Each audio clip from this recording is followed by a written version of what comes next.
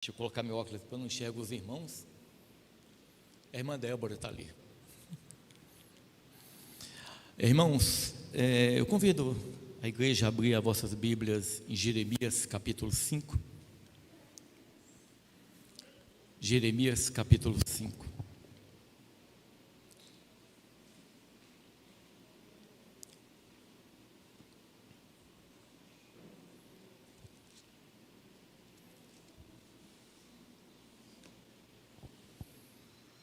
Todos com a Bíblia? Glória a Deus.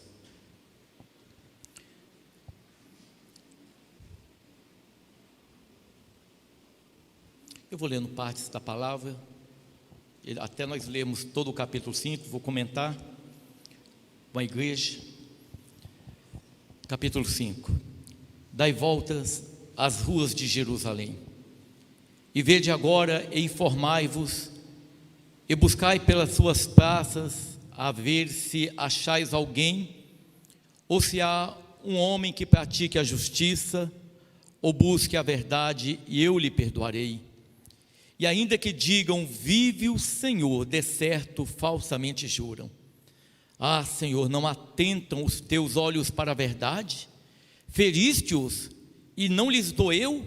Consumiste-os, e não quiseram receber a correção? Endureceram as suas faces mais do que uma rocha, não quiseram voltar. Eu, porém, disse, deveras estes são os pobres, são loucos, pois não sabe o caminho do Senhor, o juízo do seu Deus. Até aqui, depois nós vamos continuar.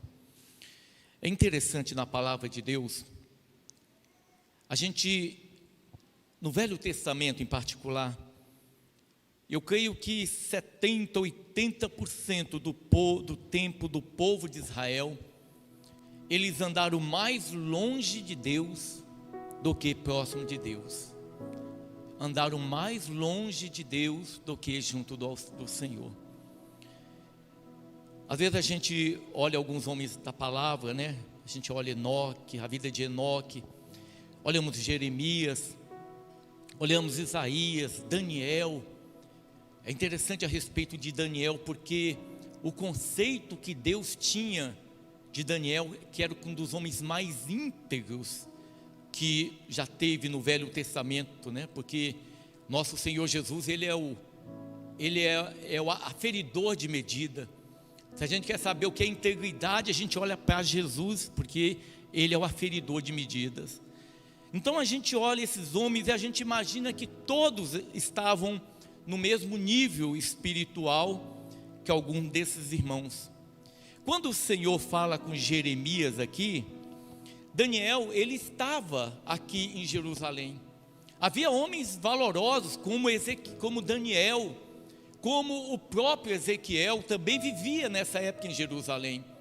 O rei era Josias, um rei íntegro, um dos reis, daqueles homens, dos poucos reis que fizeram a vontade de Deus. Mas enquanto tinha esses homens, irmãos, a grande maioria do povo havia se apostatado, havia deixado o Senhor, não buscava mais a Deus. É bem parecido com os tempos de hoje. Os irmãos dos anos 70, eles diziam, é bem parecido com os nossos dias, porque muitas vezes a gente olha e a gente fala, olha, os irmãos, a igreja nos anos 70, ela era diferente, ela era uma igreja valorosa, diferente de hoje, mas não. A igreja dos anos 70 também, ela tinha as mesmas lutas que nós temos hoje. Eu falava esse dia com os irmãos, eu estava ouvindo um corinho, uma canção gravada nos anos 70, e numa música, a letra da música falava exatamente isso, que a igreja tinha abandonado o Senhor, que os irmãos tinham abandonado a palavra de Deus. Quando você vê alguma das mensagens pregadas por Spurgeon, por exemplo, que foi um grande evangelista, um homem usado por Deus no século 19, 18, você vai ver nas mensagens dele a mesma admoestação, ele pregando a mesma coisa, e convocando o povo ao arrependimento, convocando o povo a se arrepender. Não é diferente de hoje, não é diferente do século XIX, do século XVIII, não é diferente do século XVI, não, as lutas são as mesmas.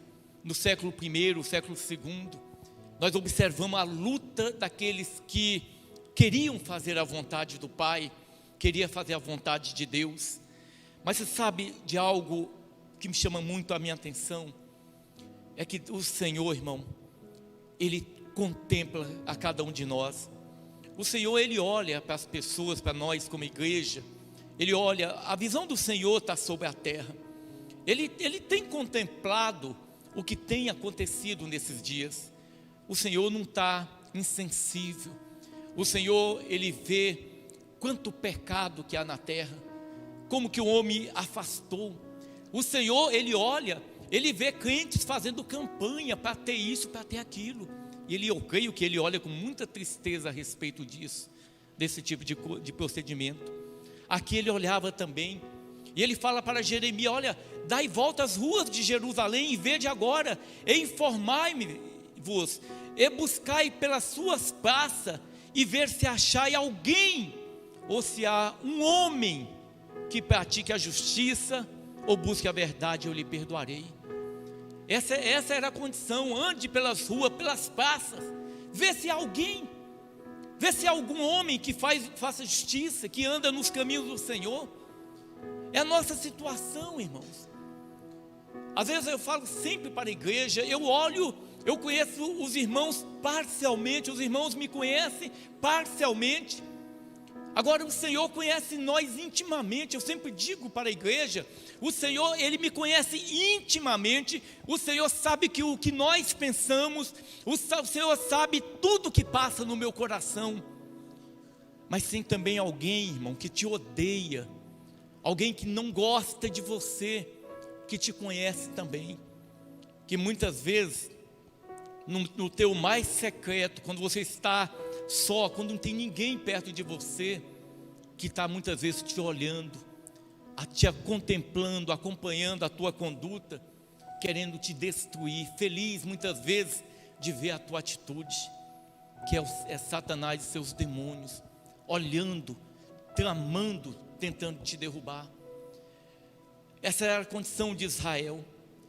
A Bíblia fala também que as pessoas chegaram a um nível de falta de temor a Deus, que eles juravam falsamente. Às vezes as pessoas, isso não é diferente hoje não, irmãos. Quantas vezes muitas vezes faltamos com a verdade? Quantas vezes, muitas vezes, nós juramos, nós tomamos o nome de Deus em vão?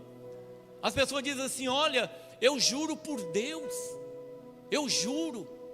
A Bíblia diz que nós não devemos jurar por nada, irmão, nem pelo céu, por nada.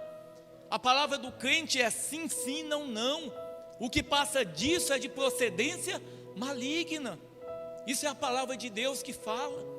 Mas quando o homem ele não teme a Deus, e quando nós olhamos o ímpio, nós observamos o ímpio tomando o nome de Deus em vão.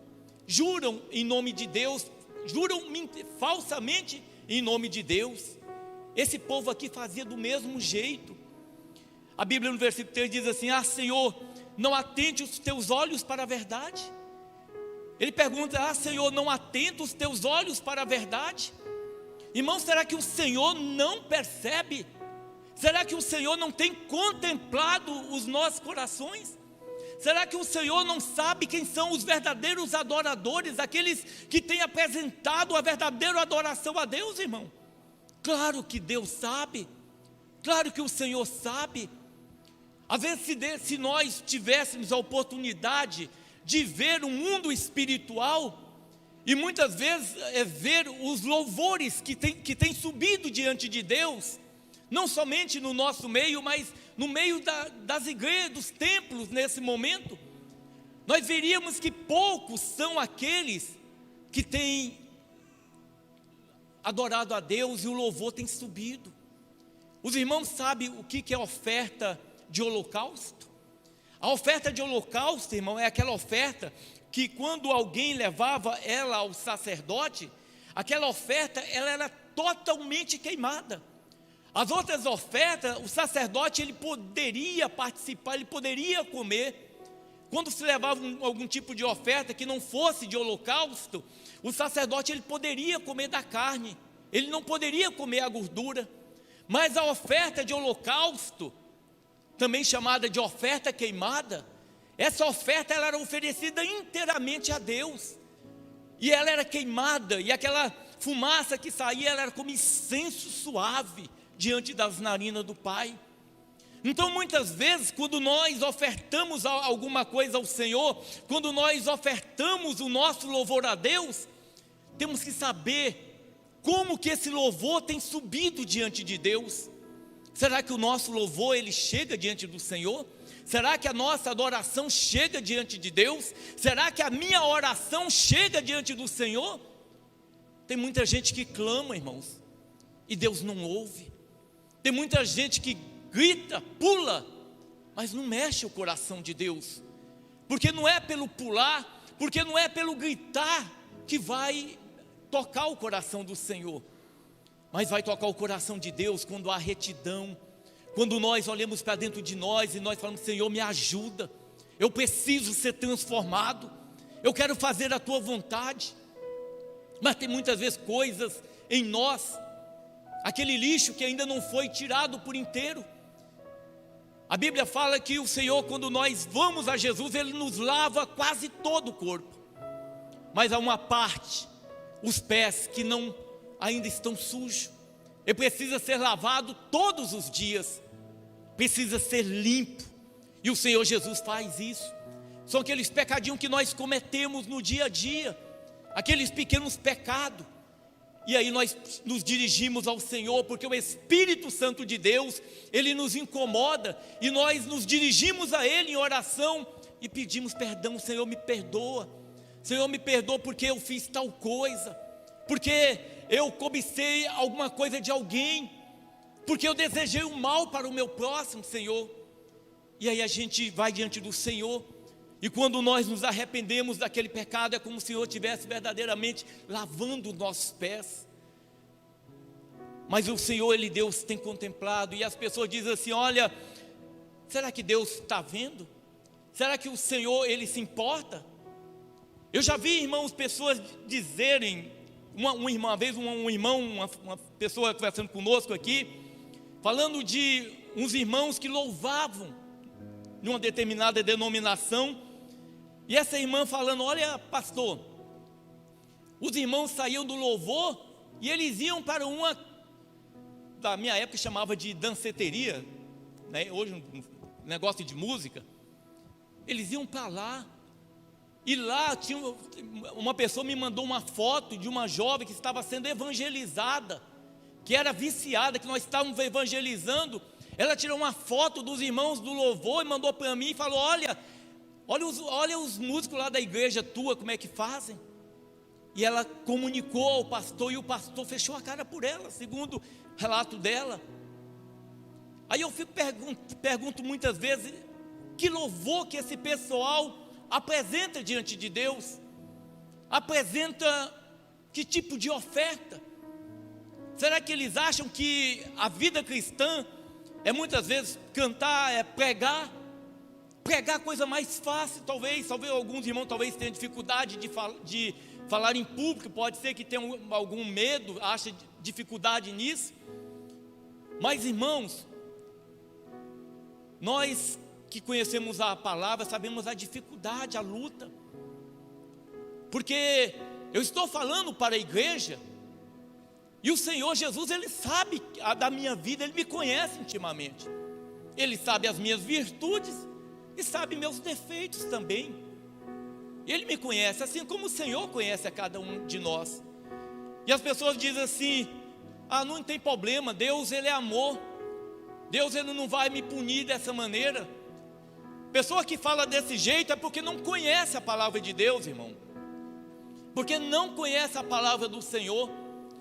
Porque aqui nós estamos vendo o Senhor Deus contemplando um povo que tinha se afastado do Senhor, tinha abandonado a Deus, e agora o Senhor está falando para Jeremias: E nesse diálogo, Jeremias pergunta a ele: Senhor, não atenta os teus olhos para a verdade? E aí ele fala alguma coisa, irmão, que a gente traz para a nossa reflexão. O Senhor diz assim: feriste-os e não lhes doeu, consumiste-os e não quiseram receber a correção, endureceram as suas faces mais do que uma rocha, não quiseram voltar. Eu, porém, disse: deveras, estes são pobres, são loucos, pois não sabem o caminho do Senhor, o juízo do seu Deus. Irmãos, a correção de Deus não é para penalizar alguém, porque talvez o homem ímpio, aquele que não tem o Senhor, que não tem o Espírito Santo, talvez você olha a vida dele aí fora, parece que tudo vai bem para ele, parece que o ímpio se dá bem nos negócios, se dá bem na vida, tem muito dinheiro. A gente muitas vezes olha para o ímpio dessa maneira: poxa vida, eu estou lutando, uma dificuldade, correndo todo mês, pagar luz, um apuro. E outro indivíduo que muitas vezes está dentro do satanismo, na macumba, na feitiçaria, na idolatria, no seixonoê, no candomblé, parece que estão bem. Engano, irmãos. Nós vimos tudo o que tem sucedido na terra nesses últimos tempos. Passamos por uma pandemia. Talvez as pessoas, a grande maioria, deveria estar hoje diante do Senhor, servindo a Deus, buscando ao Senhor. Mas parece que quanto mais a situação ela é adversa, mais o homem se endurece o coração, como foi o caso de Faraó. Deus operava, Deus manifestava através de milagres na vida de Moisés, que a Bíblia chama de praga, mas há uma ação sobrenatural de Deus. Em vez daquele homem se abrir o coração para Deus, ele endurecia o coração. E assim é o que tem acontecido hoje. Eu me lembro que teve uma enchente no Rio de Janeiro, há uns 6, 7 anos atrás, naquela cidade de Petrópolis, e morreu várias pessoas. Eu vi uma pessoa ímpia, ela dizia assim: cadê Deus? Eu olhei para ela e falei: você está perguntando cadê Deus? Uma mulher que nunca serviu ao Senhor, que nunca teve uma vida com Deus, questionando aonde está Deus. As pessoas muitas vezes se acham no direito de questionar onde está Deus, irmão. Quem somos nós para questionar onde está o Senhor? Quem somos nós? Olha a vida do apóstolo Paulo, olha a vida de Tiago, tanto o discípulo como o irmão do Senhor Jesus. Olha a vida de Pedro, a vida de Estevão, homens valorosos diante de Deus. Deus contemplava esses homens e via o valor que tinha cada um deles. A Bíblia diz que o Senhor, que Estevão viu a glória de Deus. Ele estava sendo apedrejado e ele viu a glória de Deus, irmãos. E em momento algum Estevão está questionando ao Senhor, pedindo alguma coisa, falando alguma coisa? Não, de maneira alguma. E muitas vezes nós nos achamos no direito de questionar a Deus.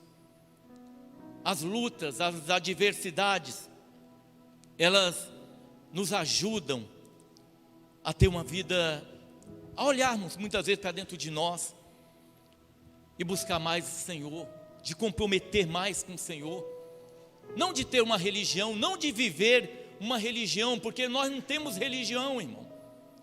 Nosso Senhor Jesus não é uma religião, Ele é Deus, e nós fomos chamados por Ele para adorá-lo. Nós somos a igreja do Senhor, a igreja chamada para adorar esse Deus. Então é dessa maneira que nós temos que viver. Se a nós foi dado o direito de crer, se a nós foi dado o privilégio de adorar, porque o privilégio de adorar não é para qualquer um. As pessoas dizem: eu não creio em Deus, e ela não crê porque Jesus não chamou essas pessoas para crerem. Porque se o Espírito Santo de Deus tivesse movido na vida delas, elas creriam no Senhor e elas reconheceriam que Jesus, Ele é Deus. mas pelo Espírito Santo não ter agido nessas vidas, eles não creem, eles não confiam no Senhor Jesus. O profeta diz assim: irei aos grandes. Olha lá no versículo 4: eu porém disse, deveras estes são pobres, são loucos, pois não sabem o caminho do Senhor, o juízo do seu Deus. Essa é a condição do homem sem Deus, irmão. Você sabe que aqui, quando ele diz aqui, esses são pobres, são homens desprovidos do conhecimento de Deus. Pessoas que não têm o Espírito Santo. Pode ter toda a riqueza desse mundo, mas não tem a presença de Deus. Às vezes nós questionamos, como eu disse, às vezes a gente olha para o ímpio e fala: o ímpio tem isso, tem aquilo. Irmãos, eu conheço muitos ímpios que têm muito ouro e têm muita prata, e eu tenho certeza absoluta que eles trocariam tudo que eles têm para ter a paz que você tem, para que quando deitasse, colocasse a cabeça sobre o travesseiro, tivesse uma noite abençoada como aquela que o Senhor tem dado a cada um de nós, irmãos. Essas pessoas fariam tudo para ter o que vocês têm, o que nós temos. Então o homem, ele diz, o homem no sentido de pobre, é aquele homem desprovido do conhecimento de Deus. Não sabe, por isso que vive na prática do pecado. Por isso que vir à igreja é uma religião, não é vida com Deus. Às vezes as pessoas se preocupam mais com os irmãos do que com o Senhor, achando que o irmão, achando que eu posso determinar o futuro dos irmãos, sendo que eu também careço da misericórdia do Senhor. Eu não posso mover uma vírgula na tua história, irmão. Agora todos nós carecemos da misericórdia do Senhor. Aí ele diz assim: irei aos grandes e falarei com eles, porque eles sabem o caminho do Senhor. Do versículo 5, ele, aos pobres não resolveram, então eu vou aos grandes e falarei com eles, porque eles sabem o caminho do Senhor, o juízo do seu Deus. Aí a palavra coloca um ponto e vírgula aqui, uma pausa, e ele diz: mas estes, de comum acordo, quebraram o jugo e romperam as ataduras. Os irmãos sabem o que é um jugo? Não sabem? Um jugo é aquela madeira que você coloca sobre dois bois para ficar um ao lado do outro. Esses homens, quando a palavra diz que eles de comum acordo quebraram o jugo e romperam as ataduras, está falando que, porque a lei do Senhor, ela te ajuda na caminhada. A lei de Deus, a palavra do Senhor nos ajuda. Ele vai dar a cada um de nós um norte, uma direção. Então os reis, esses são os primeiros a abandonarem as leis do Senhor. Eles tiram, olha, não é importante. É só nós olharmos a história de Israel, todos, Jeroboão, maligno, o pior deles, Acabe, mas os demais todos seguiram os caminhos de Jeroboão, homem maligno, irmãos. Então os grandes, aqueles que tinham uma posição de destaque, seja rei, seja os conselheiros, eles mesmos quebraram o jugo e romperam as ataduras. Olha a responsabilidade nossa, olha a responsabilidade da igreja, irmão. Nós como cristãos, eu na condição aqui na frente, como pastor da igreja, às vezes talvez seja fácil a gente trazer uma palavra para a igreja, né? Uma palavra de ânimo, né? Tipo assim: irmãozinho, Deus te ama, meu irmãozinho, não tem problema a tua vida, Deus te ama, você é precioso. Aí o irmão muitas vezes chora, mas não, irmão, não é essa palavra de Deus não. Eu fico imaginando se eu e vocês tivesse andando com o apóstolo Paulo, nós viríamos o que era dureza. A Bíblia diz, certa vez, Pedro está junto com gentios, chega alguns de Jerusalém, discípulo de Tiago, irmão de Jesus lá, E quando Pedro vê aqueles homens que vieram de Jerusalém, Pedro deu um jeito de afastar dos gentios. E Paulo, vendo aquilo, Paulo deu uma chamada de Pedro, chamou a atenção dele, porque ele era digno de repreensão. Então às vezes a gente fala, a palavra é dura. Não, irmão, o objetivo é a salvação, o objetivo nosso é a salvação de nossas vidas.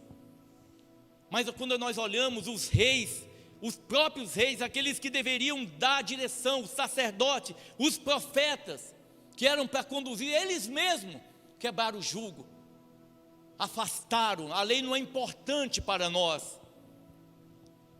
E aí o Senhor fala então agora, irmão, sobre juízo, porque foi assim e continua sendo assim. No versículo 6 diz assim: por isso um leão do bosque os feriu, um lobo dos desertos os assolará, um leopardo vigia contra as suas cidades, qualquer que sair dela será despedaçado, porque as suas transgressões se multiplicaram as suas apostasias, afastaram mais ainda de Deus. Como vendo isso te perdoaria? Ele pergunta, como vendo isso te perdoaria? Teus filhos me deixaram a mim, e juraram pelos que não são deuses. Depois de eu ter fartado, adulteraram, e em casa de meretrizes se ajuntaram em bandos, como cavalo bem fartos, levantaram-se pela manhã, rinchando cada um a mulher do seu companheiro. Esse texto aqui, a gente compreende ele de duas maneiras: a conduta moral da igreja, do povo de Israel, e a questão espiritual também. Porque, irmãos, uma característica do pecado é a imoralidade. A imoralidade é um dos grandes problemas. Por isso que todas essas religiões malignas, todas, dentro do candomblé, da macumba, essa turma toda, eles são marcados pela imoralidade. O satanismo, ele é marcado pela imoralidade, porque o culto ao diabo, ele se dá pela imoralidade. A contemplação da pornografia faz parte do culto ao diabo, irmão. Faz parte do culto ao diabo, a Satanás. Ouvir músicas imorais faz parte do culto a Satanás, a demônios. As pessoas acham que não tem problema. Tem problema, é muito sério. É muito sério. E aqui também ele está falando de uma questão espiritual. Quando nós começamos a adorar, seja imagens, ou muitas vezes a própria denominação. Às vezes eu vejo pessoas, como nós já teve aqui, pessoas que não participavam da ceia do Senhor, porque ela não era dessa denominação. Então eu não participo. E a ceia do Senhor não é algo exclusivo para uma denominação ou outra. A ceia do Senhor, nós fazemos isso em memória do Senhor Jesus, irmão. Se eu estou num lugar, está servindo a ceia, eu vou me examinar a minha vida, e aí eu vou comer do pão e beber do cálice. Mas muitas vezes a pessoa adora, ela cultua muitas vezes entidades, instituições, e nós não temos compromisso com instituição. Os irmãos estão aqui, pode ser que amanhã não estejam, mas nós somos o corpo, a igreja somos nós. A gente usa esse nome aí na frente, porque não dá para colocar o nome de todo mundo ali. Você imaginou colocar o nome Jurami, Gustene, Laurice, colocar o nome de cada um, vai ficar difícil das pessoas entenderem.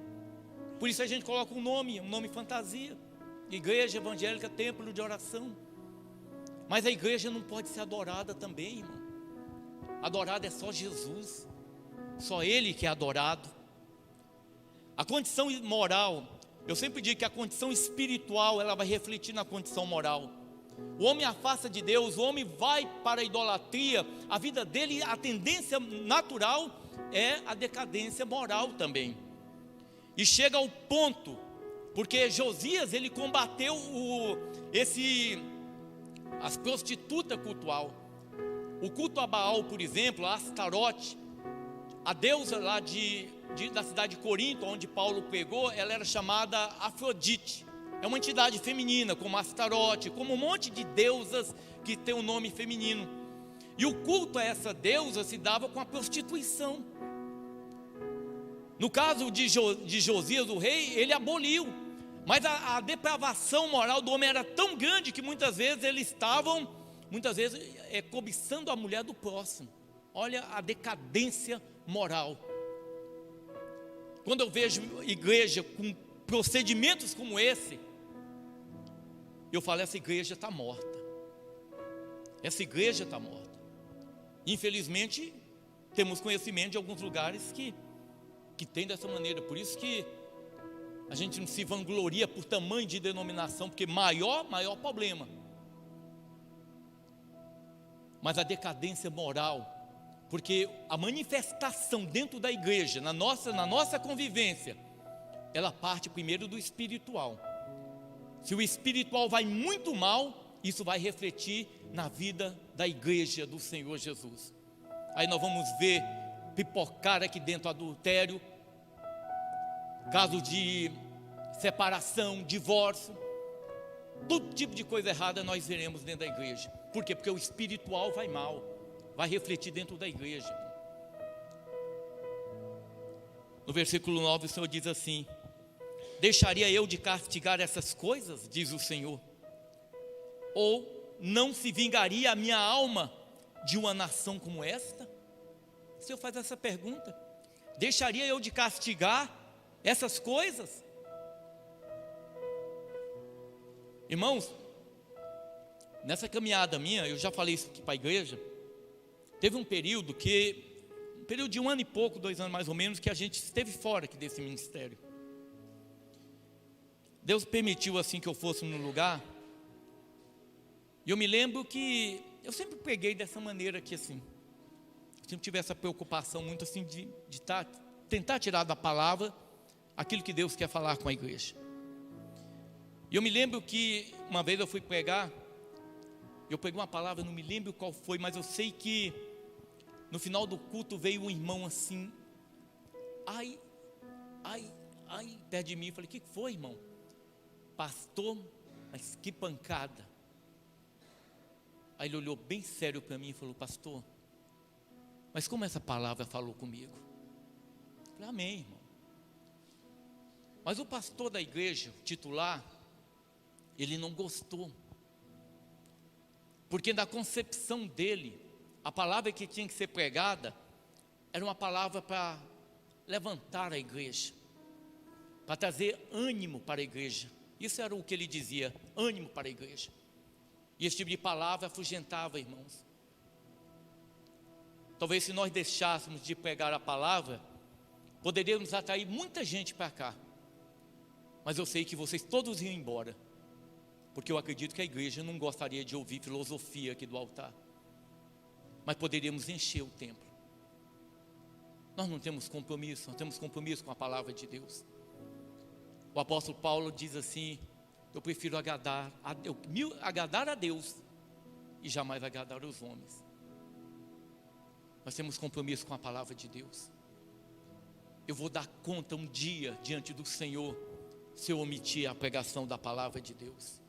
Eu vou dar conta, eu vou prestar conta a Deus. No versículo 10 diz assim a palavra: subi aos seus muros e destruí-os. Não façais, porém, uma destruição final. Tirai as suas ameias. Ameias são aquelas rachaduras no muro, porque não são do Senhor. Porque aleivosamente se houveram contra mim a casa de Israel e a casa de Judá, diz o Senhor. Eles traíram o Senhor, negam ao Senhor e dizem: não é Ele, e nenhum mal nos sobrevirá, não veremos espada nem fome, e até os profetas se farão como vento, porque a palavra não está com eles. Assim lhes sucederá a eles mesmos. A decadência espiritual, eu sempre digo, a decadência a gente começa pela igreja. Se a igreja vai bem, não importa o mundo. Se a igreja vai mal, é um problema sério. Tinha uma escritora que diz assim: coisa linda é ver um navio que está no estaleiro, ele entrar no mar. Isso que é coisa muito bonita. A gente já viu pelos vídeos, pela televisão. Mas ela fala uma coisa muito interessante. Coisa terrível é ver a água entrando dentro de um navio. Coisa linda é ver a igreja avançando sobre o mundo. Coisa terrível é ver o mundo dentro da igreja. E a gente tem visto isso. A gente tem observado isso. Aqui os profetas estavam falhando, mentindo. Tem um profeta chamado Ananias. Quando o povo é levado para o cativeiro, ele profetizou, falou: não, gente, não preocupa não. 2 anos, é só 2 anos e o povo retornará. Jeremias falou: não. Deus falou com Jeremias que o cativeiro era 70 anos. Mas Ananias falou: não, é só 2 anos. E por falar a verdade, Jeremias padeceu, apanhou, foi preso, foi jogado numa cisterna. Vida dura. Às vezes a falar a verdade tem um preço alto. E Jeremias sentiu o preço de falar a verdade. Daniel sentiu o preço de ser fiel a Deus, irmão. E todos aqueles que buscaram andar na presença de Deus, sentiram o peso de ser correto, ser íntegro diante do Senhor. Olha a vida de Paulo, olha a vida de Pedro, a vida de Tiago. Os 3 alicerces da igreja, as colunas da igreja, os 3 morreram na mesma década. Morreu primeiro Pedro, Paulo e Tiago, irmão de Jesus, que era o pastor da igreja de Jerusalém. Olha o baque para a igreja. Homens valorosos, mas homens que perderam a vida por causa do evangelho, por uma vida diante de Deus. É assim a vida cristã, irmão. Quando nós queremos fazer a vontade de Deus, quando nós propomos no nosso coração andar reto, nós vamos encontrar resistência. Quando nós compactuamos com o mundo diante dos valores do mundo, o mundo nos aplaude. Nós como igreja não temos que receber aplauso do mundo, o mundo não tem que nos aplaudir. Se o mundo nos aplaude, alguma coisa está errada conosco. Por quê? Porque o evangelho de Jesus, ele incomoda. É um evangelho que transforma. E o mundo não quer receber esse evangelho. Mas é uma questão de escolha. Nega o Senhor e dizem: não é Ele, nenhum mal nos sobrevirá, não veremos espada nem fome. O povo dizendo isso: olha, Deus não vai agir. E até os profetas se farão como o vento. As profecias deles não se cumprem. Foi o caso de Ananias. Porque a palavra não está com eles, assim lhe sucederá a eles mesmos. Portanto, assim diz o Senhor, o Deus dos exércitos: porquanto disseste tal palavra, eis que converterei as minhas palavras na tua boca em fogo, e a este povo em lenha, e eles serão consumidos. A Bíblia está falando de juízo. De juízo. Por quê? Porque Deus ama, irmão. Porque Deus ama. Um filho, quando a gente ama um filho, e um filho faz alguma coisa de errado, a gente bate, corrige, né? Eu sempre falo, Mateus 12, Natan 10 anos, 2 brigando, pega o cinto, irado, né? Ah, pastor, não pode bater com ira. Aí eu não ia bater. Peguei o cinto e meti o cinto sem dó. Nunca mais brigaram daquele jeito. Eu fiz isso por quê? Porque eu amo. Porque eu não queria ver uma tragédia, uma briga dos meus filhos brigando e muitas vezes ter acontecido alguma coisa ruim. Então a gente corrige porque ama. Se o Senhor Deus não importasse com você, Ele não ia nem ia fazer nada contigo. Mas por amar você, Ele muitas vezes Ele te corrige, porque Ele quer o teu bem. Às vezes a gente está preocupado com a vida terrena, o Senhor Deus está olhando lá na frente com a vida eterna que Ele tem preparado para cada um de nós. No versículo 15: eis que trarei sobre vós uma nação de longe, ó casa de Israel, diz o Senhor, uma nação robusta, uma nação antiguíssima, uma nação cuja língua ignorarás, e não entenderás o que ele falar. A sua aljava é como uma sepultura aberta, todos eles são valentes, e comerão a sua cega, e o teu pão, que havia de comer teus filhos e tuas filhas, comerão as tuas ovelhas e as tuas vacas, comerão a tua vide e a tua figueira, e as tuas cidades fortes, em que confiava, abatê-las-ão a espada.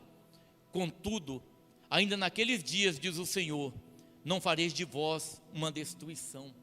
O Senhor está falando aqui agora, irmãos, sobre a Babilônia, sobre o império da Babilônia, sob o comando de Nabucodonosor, uma nação que vem de longe. É interessante, Israel sempre teve problema com idolatria, sempre teve problema com idolatria. Após o cativeiro da Babilônia, quando o povo é levado para a Babilônia, 70 anos de cativeiro, irmão, sabe o que o cativeiro fez na vida de Israel? Ele curou o povo da idolatria. Nunca mais se ouviu falar de idolatria com Israel. Está vendo? Enquanto talvez a gente olhe aqui diante dos nossos olhos, Deus olha lá na frente. Para Deus curar esse povo, Deus permitiu o povo ser cativo. E foi nesse cativeiro que Daniel foi levado para a Babilônia, que no segundo momento foi levado Ezequiel, e quem ficou em Jerusalém? Aqueles insignificantes, aqueles que não tinham valor algum, esses ficaram. E Jeremias profetizou para esse povo, irmão. E não era porque era insignificante que era mais piedosos, não. Eles eram tão impiedosos como aqueles que muitas vezes estavam em posição de destaque. Lógico, não todos, porque Daniel e Ezequiel eram homens singulares, homens de Deus. Então aqui o Senhor Deus está falando sobre essa profecia. No versículo 19: e sucedeu que, quando disseram, por que nos fez o Senhor nosso Deus todas essas coisas? Então lhes dirás, como vós me deixaste e serviste a deuses estranhos na vossa terra, assim servireis a estrangeiros na terra que não é vossa. Anunciai isso na casa de Jacó e fazei-o ouvir em Judá, dizendo, ouvi agora isso, ó povo louco, sem coração, que tendes olhos e não vedes, e tendes ouvidos e não ouvis. Não me temereis a mim, diz o Senhor, não temereis diante de mim, que pus a areia por limite ao mar, por ordenança eterna, que ele não traspassará, ainda que se levantem as suas ondas, não prevalecerão, ainda que bramem, não a transpassarão. Sabe o que o Senhor está dizendo?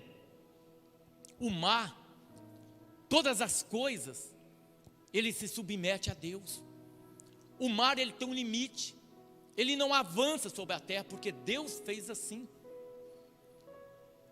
E esse mesmo povo, eles não temiam a Deus, não tem medo de pecar contra Deus. Irmãos, às vezes eu falo, eu conheci uma pessoa, essa pessoa morreu. Eu trabalhava na época com contabilidade. Eu não vou falar que alguém vai para o céu ou não, porque Deus sabe. Eu não sei. Essa pessoa, eu estou conversando com ela, negócio de contabilidade. Aí toca o telefone. E ele falou, só um pouquinho. Aí começou a conversar com a pessoa. Aí ela começou a orar, falando em língua, não sei o que. Deus manda falar tal coisa para você, isso, aquilo. Eu estou ali, gente, conversando com ela. Fiquei olhando assim, porque a gente estava conversando de contabilidade, não tinha nada a ver. E ela atende o telefone, fala tal coisa e fala que Deus estava falando. Isso é falta de temor, irmão. Isso é falta de temor, falta de medo. Temor, literalmente, medo de pecar contra Deus. Às vezes você vai em algum lugar. Eu sei que as promessas de Deus, ela diz respeito a quem? Aqueles que temem ao Senhor. Não é isso que diz a palavra? Né, irmão Silvano? A Bíblia diz que os anjos do Senhor acampam ao redor dos que o temem, e Ele os guarda. Então eu sei que, para que o Senhor me guarde, eu tenho que estar de acordo com a vontade de Deus. Eu tenho que temer a Deus. Eu preciso temer a Deus, obedecer a palavra dEle. Por quê, irmãos? Porque muitas vezes eu, em pecado, eu impeço o Senhor Deus de agir na minha vida. Em Abacuque 1,13, a Bíblia diz que Deus é tão puro de olhos que Ele não pode contemplar o mal. Se eu estou em pecado, Deus não pode contemplar a minha vida, irmãos, por causa do pecado.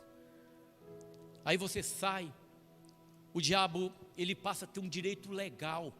Por isso que Pedro escreve lá, que o diabo, nosso adversário, ele está ao nosso derredor, rugindo como leão, buscando a quem possa tragar. Ele está ao nosso derredor. Ao meu redor, se eu temo ao Senhor, estão os anjos do Senhor. Agora, se eu não temo a Deus, se eu vivo uma vida de pecado, os anjos do Senhor, eles não estão ao meu redor. Mas o diabo que estava ao meu derredor, agora ele passa a estar ao meu redor. E aí, irmãos, o que acontece? Opressão, muitas vezes depressão. Eu sei que às vezes hoje nós vivemos um problema sério de opressão. Ontem a Vilma comentou sobre isso aqui na igreja. Só que eu vou além do que ela diz, eu digo mais. Problema de depressão, muitas vezes, talvez a pessoa, quando nós nos afastamos de Deus, nós estamos em pecado. Às vezes a gente distancia do Senhor, irmão, e nós somos oprimidos quando nós agimos em desacordo com a palavra de Deus. Se nós, em algum momento, algum de nós aqui viveu uma situação como essa, o que nós temos que fazer? Se a irmã Maria está com depressão, pastor, eu estou desse jeito, ore por mim, vem para a igreja, vamos orar. Houve um momento na minha vida que eu chegava do serviço, eu sentava uma tristeza na minha alma, eu falei, misericórdia, o que é isso aqui? E eu fiquei só olhando assim, falei, isso é do diabo, coisa maligna. Eu entrava para o meu quarto, eu ajoelhava, eu clamava a Deus, Senhor, o Senhor é meu Deus. E aquela tristeza saiu do meu coração. Nós temos que buscar em Deus, buscar em Jesus, porque Ele é o que nos guarda, Ele é o que cuida de nós. E sucederá que quando disserem, porque nos fez o Senhor nosso Deus essas coisas, olha, eu já li isso aqui. Não me temereis a mim, diz o Senhor, não me temereis diante de mim, que pus areia por limite do mar, por ordenança eterna, que ele não traspassará, ainda que se levante as suas ondas, não prevalecerão, ainda que bramem, não a transpassarão. Mas este povo é de coração rebelde e pertinaz, rebelaram-se e foram-se, e não dizem no seu coração, temamos agora ao Senhor nosso Deus, que dá a chuva, a temporã e a tardia, a seu tempo, e as semanas determinadas da cega nos conserva. Ou seja, a dureza do coração do homem, ele nunca reconhece que é o Senhor, irmão. Aí no versículo 25 ele diz algo interessante: as vossas iniquidades desviam estas coisas, e os vossos pecados afastam de vós o bem. O Senhor está falando aqui a chuva temporã e a chuva tardia. Está falando sobre todas as coisas que Deus tem feito por nós. Você já agradeceu a Deus hoje no almoço? Quando vocês foram almoçar, agradecer a Deus pela comida? Nós já agradecemos a Deus hoje pelo fôlego de vida. Senhor, obrigado por essa comida, Senhor. Obrigado pelo alimento que o Senhor tem colocado em nossas mesas. Às vezes a gente esquece de falar isso para o Senhor. Quando nós agradecemos a Deus pela comida, irmão, pelo alimento que Ele coloca nas nossas mesas, sabe o que sucede nas nossas vidas? Nós nos colocamos na condição daqueles que o Senhor Jesus dizem que são felizes, os que fazem tal coisa, os pobres de espírito. Quando eu sou um pobre de espírito, eu reconheço que a comida da minha mesa todos os dias, ela provém de Deus. Por isso eu agradeço Ele todo dia pela comida que Ele coloca na mesa, porque eu sou um pobre de espírito. E a Bíblia diz que os pobres de espírito no sentido de homens e mulheres que dependem inteiramente de Deus, eles são felizes. Por isso nós somos felizes, irmãos, porque nós não dependemos de homem, nós dependemos de Deus. É Ele quem cuida de nós, é Ele quem cuida de nossas famílias. Mas a Bíblia diz que a iniquidade, o pecado, ele desviam estas coisas, e os vossos pecados afastam de vós o bem. O pecado faz isso. Aí no versículo 26, porque ímpios se acham entre o meu povo, cada um anda espiando como se acaçapam os passarinheiros, armam laços perniciosos com que prendem os homens. Como uma gaiola cheia de pássaro, são as suas casas cheias de engano.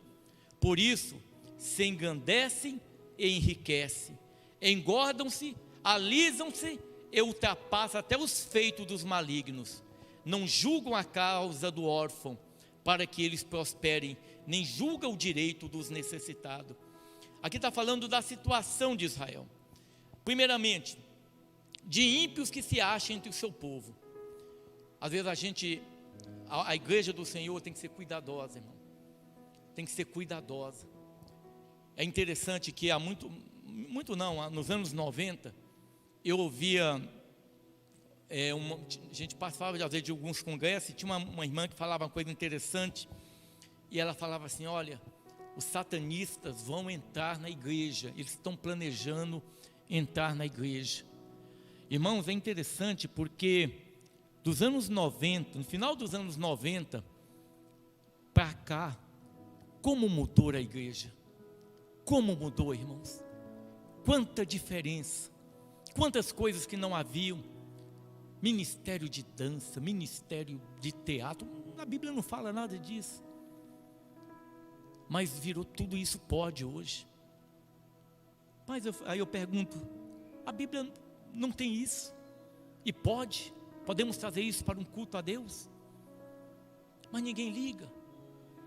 A contaminação, o duro da contaminação é isso, é que a gente nem percebe quando determinadas coisas vêm entrando nas nossas vidas. Às vezes são palavras, às vezes você começa, por exemplo, a assistir uma novela dessas, novela imoral, cheia de pecado, cheia do que não presta da Globo lá, que eu creio que nós aqui não assistimos esse lixo moral, porque eu acho que uma pessoa que tem a Deus se incomoda de ver aquilo. Mas aí a pessoa começa a ver aquilo, começa a achar tudo aquilo que tem lá natural, e é pecado, irmão, é pecado. Mas eles vêm dessa maneira, de forma sutil. É assim que o diabo entra. Nós fazemos parte da história. Quem vive a história não percebe as mudanças. Quando a gente olha, por exemplo, quando você lê a história, o que aconteceu no primeiro século, segundo, terceiro, foram muitos anos, mas muitas coisas vieram acontecendo e muitos não percebiam, porque é de maneira sutil. A contaminação é de maneira sutil. Quando a gente menos espera, a gente já mudou completamente. Todos nós aqui trabalhamos junto de ímpios, e muitas vezes a gente tem que tomar cuidado para que nós não venhamos absorver a linguagem, o linguajar de ímpio, irmãos. Que tem o linguajar do ímpio é sujo, é feio, mas a gente convive, a gente tem que, ó Senhor, feche meus ouvidos, para que esse mal não venha na minha mente, para que nós não venhamos proceder contra dessa mesma maneira.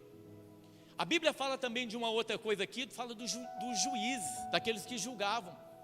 Eles eram homens corruptos também, a Bíblia está falando aqui, irmãos. eles não julgavam a causa dos necessitados.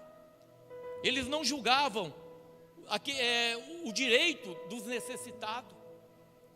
E a gente vê exatamente isso hoje nessa nação nossa.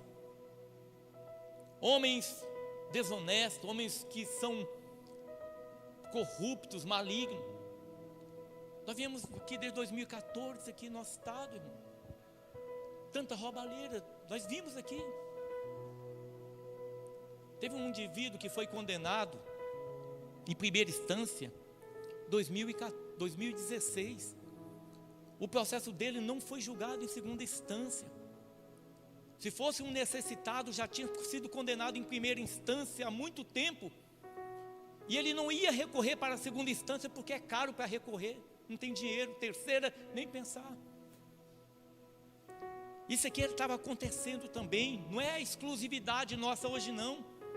Homens malignos. Então ninguém preocupa com ninguém. Essa é a condição espiritual. Mas nós como igreja brasileira, a gente não vai bem não, irmão.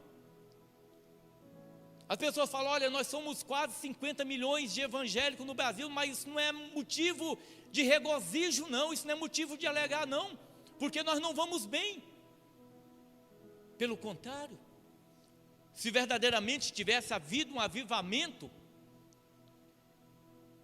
como houve um avivamento lá em Nínive, com a pregação de Jonas, nós teríamos um país se convertendo a Deus, a corrupção cairia, prostituição cairia, homicídios cairia, pessoas se converteriam a Deus, como foi em Nínive, uma nação pagã, maligna, mas que quando o homem de Deus, cheio de Deus, foi pregar lá, ainda que ele não quisesse, aquela nação se arrependeu dos seus pecados, porque Deus havia mandado ele pregar ali. Mas essa era a situação. No versículo 9 o Senhor novamente diz assim: não castigaria eu estas coisas? Não castigaria eu estas coisas? Aí é que eu sempre digo: ah, pastor, a minha vida é minha vida. Irmão, Deus vai pesar a mão, irmão. Deus pesa a mão. O peso da mão de Deus é duro, mas porque Deus ama. Às vezes, se não for mediante um choque, nós não acordamos. Eu tive que ir no fundo do poço no ano de 99, no fundo do poço. E lá no fundo do poço, ao ponto de chegar e falar, mais para baixo, só se for a sepultura. Mas eu digo também, que como foi necessário na minha vida aquilo, irmão. Como foi necessário que eu passasse pelo que eu passei. Chorei. Um homem de 30 anos na época, 32 anos, chorando, doeu, mas foi necessário. Se eu não tivesse passado por aquilo, talvez eu não teria meu casamento hoje, eu não estaria aqui servindo ao Senhor. Mas o Senhor, Ele entrou na minha vida, Ele quebrou, falou, vou quebrar esse, por isso falar japonês aqui, né? Vou quebrar. Esse homem precisa ser quebrado. Foi lá no fundo do poço, reconhecendo que não é nada, reconhecendo que precisava ardentemente do Senhor. E lá no fundo do poço, irmão, o Senhor Deus tocou profundamente na minha vida. Eu subi no altar pela primeira vez para pregar a palavra de Deus no dia 7 de janeiro do ano de 2000. São mais de 23 anos, uma vida com Deus, uma vida sendo limpa. Sempre o Senhor cuidando, sempre o Senhor cuidando. Não quero chegar a esse ponto de ser castigado, mas eu quero agradar ao Senhor.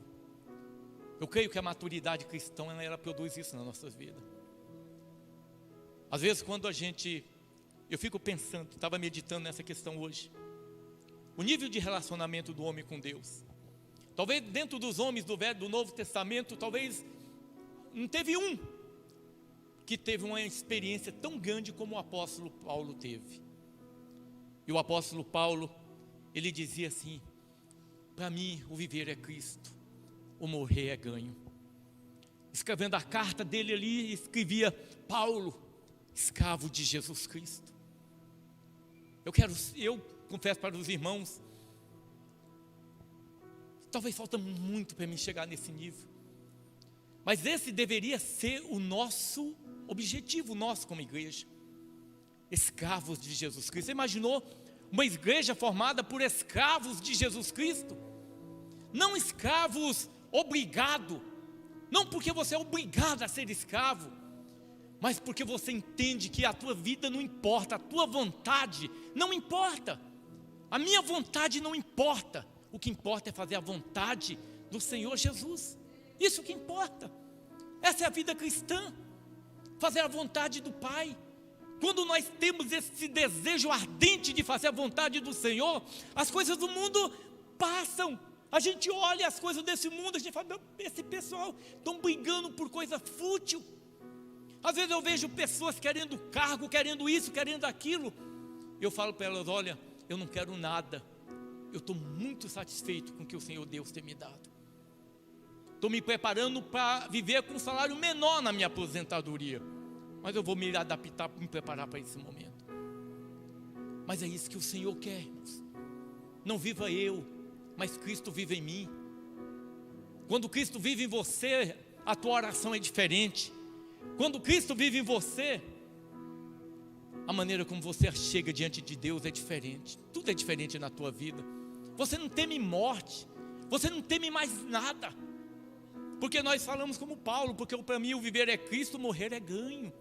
Porque o Paulo tinha convicção para onde ele iria, ele sabia quem estava esperando ele quando ele morresse.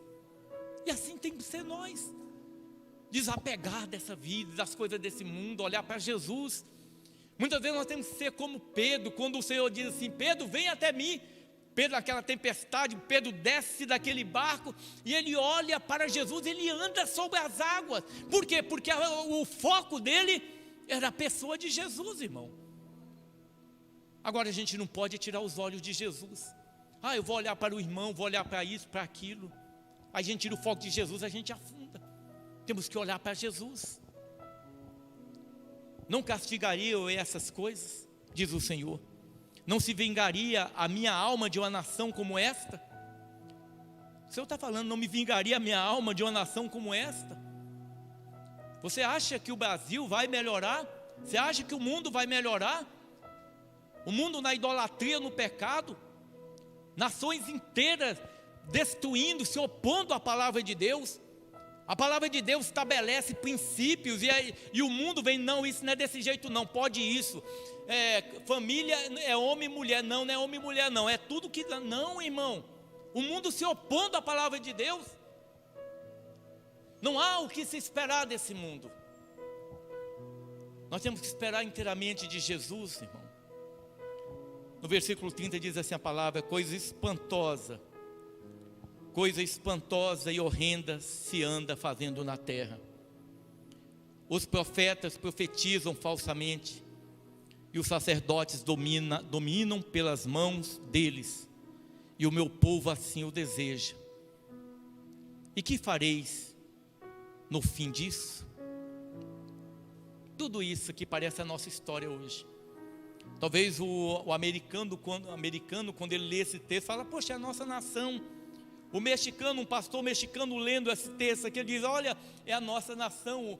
Um pregador argentino, chileno, ele fala: é a nossa nação. Porque é o que nós vivemos. Uma nação apóstata. Homens que escarnecem do Senhor Jesus. Lembra em 2019, escarnecendo. Logicamente que aquela figura não era Jesus, e às vezes eu fico indignado, mas Jesus não precisa da minha ajuda para protegê-lo. Mas os homens escarnecem. Vão pagar o preço, irmãos. Vão pagar o preço. Cada um vai dar conta dos seus atos. A palavra de Deus diz assim, que cada um de nós vamos dar conta de cada palavra frívola que nós falarmos. Nós vamos prestar conta das palavras que a gente falar. Nós temos que tomar cuidado. Você está aqui nessa noite porque o Senhor te trouxe. O Senhor te trouxe, irmão. enquanto eu tenho fôlego de vida, enquanto eu estou aqui, é porque o Senhor Deus, Ele quer falar conosco, Ele está nos chamando, Ele está nos chamando. Helder, Hélio, João, volte, busque, ainda dá tempo, ainda dá tempo de nós voltarmos para o Senhor, nos humilharmos na presença dEle. A misericórdia de Deus é sem tamanho, é imensurável, de tão grande que é.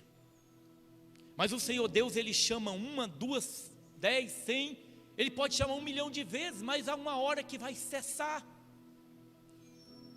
E se nós não ouvirmos, irmãos, nós vamos perder o melhor de Deus.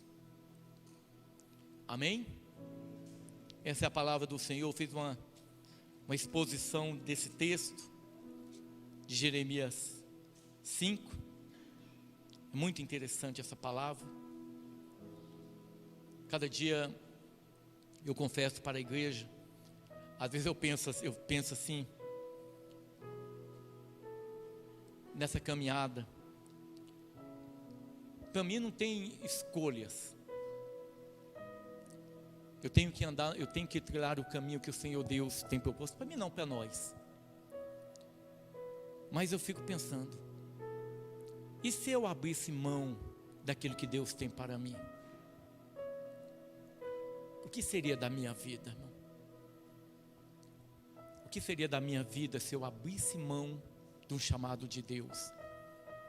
Olha que privilégio que eu tenho de ter uma família tão gloriosa como essa aqui, né, irmão Ricardo? Irmão Giovanni, irmã Jane, os irmãos todos aqui, isso é um privilégio.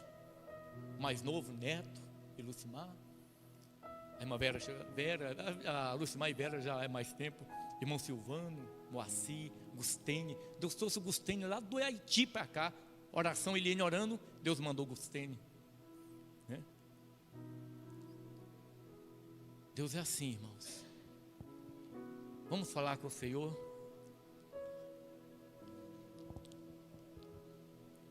Fecha teus olhos. Fale com Deus. Eu não sei como está a tua vida. Talvez você esteja limpo, porque quando o Senhor Jesus, veio a Jesus, você foi lavado.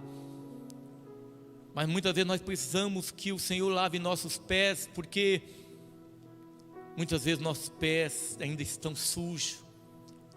Os pecadinhos muitas vezes insistem em ficar em nossas vidas, e nós precisamos que o Senhor nos lave. Senhor Jesus, visita a tua igreja, Pai. Guarda a tua igreja, Senhor. Livra de todo mal, meu Deus. Até aqui o Senhor tem cuidado de cada um de nós. Até aqui o Senhor tem nos guardado, Pai. O Senhor tem nos guiado. Eu sei que não é porque havia algo em nós, Pai, de bom, que o Senhor nos escolheu. Não havia nada, Senhor. Mas o Senhor escolheu a cada um de nós para te adorar, para te servir. E nós como igreja, Senhor, nós nos apresentamos diante de Ti, Senhor, reconhecendo, ó nosso Deus, a nossa insignificância, Senhor. O quão pequeno nós somos e o quão dependemos de Ti. O quanto eu dependo de Ti, o quanto eu necessito de Ti.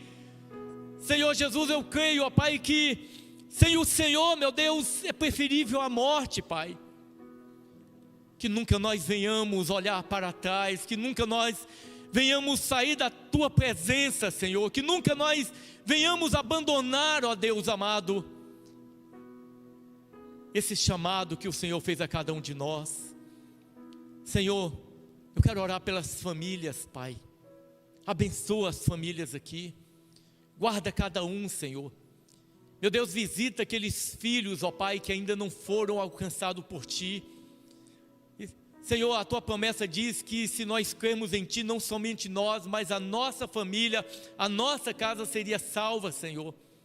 Meu Deus, visita cada um de nossos filhos, ó Pai, visita, meu Deus, visita o nosso filho, visita todo membro de nossa família que ainda não te conhece.